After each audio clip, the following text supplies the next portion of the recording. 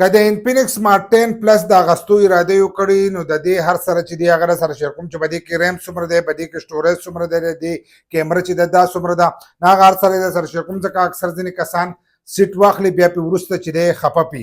نو که تاسو وګورئ دا چې دی دا 8 میاشتې مخکې دا موبایل چې دی دا راوتلی و 8 میاشتې مخکې. په هغه وخت کې ریټ کم و، اوس چې دی په ریټ کې اضافه راغلی ده. دا چې تاسو ته میلاویږي نو دا تاسو ته میلاویږي 4128 تاسو ته میلاویږي 4128. اصل کې دا چې راغلی 464 چې دی دا راځي. که تاسو وګورئ 464 راځي یا چې 128 راځي نو 8128 چې دی دا راځي. خو دا 464 راغلی دی بیا ورسره جمع ده، خو دا جمع پکې څوک نه حسابه چې 4 جی بي ریم چې دی دا ورسره نور چې هغه ستاسو د سټوریج نه راغسته کېږي نو 8128 چې دی هغه د دې نه جوړېږي. نو ریم پکې دومره دی. دغه شانتې د ټول نه خاص شی چې په دې کې دی هغه بیټري ده. بیټري چې دا هغې په دې کې غټه بیټري چې دا ورکړې ده. بیټري په دې کې ده 6000 په دې کې بیټري ده. 6000 بیټري به تاسو ته میلاویږي.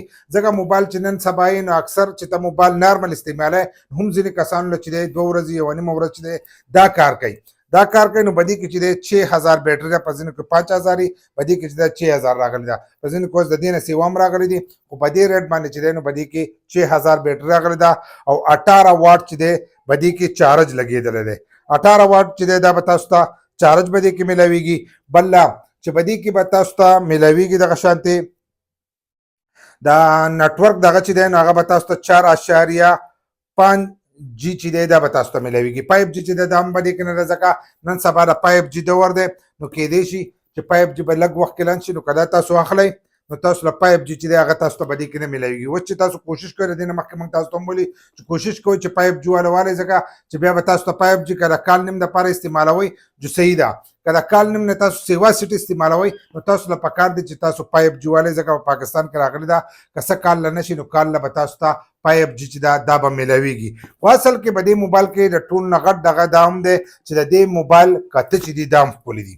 د موبایل کتم دی، د موبایل چې دی دا راوکاږم دا تاسو ته زه ښیم دا موبایل چې دی دا څنګه دی. د موبایل ډیزاین چې دی دا ډېر ښکلی ډیزاین دی. که تاسو وګورئ د موبایل دا ډیزاین نو دا ښکلی ډیزاین دی. تاسو وینئ په دې ډیزاین باندې چې دی هم د دې ریټ چې دی دا ختلی دی، ځکه په اوله کې چې دا راووتو د دې ریټ کم و، اوس د دې ریټ چې دی دا سیوا دی.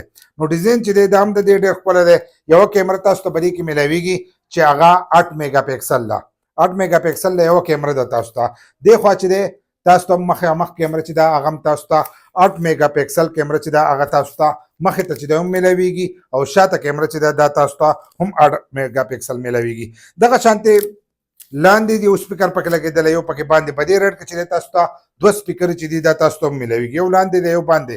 بل لا په دې کې خاصیت بل دا کړی دی د دې چې کم سافټویر دی د هغې په تھرو باندې په دې کې د اواز د تیزېدو نور آپشن چې دی دا په کوم ور اچولی دی. نو د دې اواز چې دی دا به دغه نه چې دی د سافټویر په دغه باندې چې دی د هغې نه به نور هم تیزېږي. ټایپ سی چې نن سبا چې موبایل راځي نو په هغې کې ټایپ سی هم او د انسپرې دپاره پکې جیک چې دی دا هم موجود دی.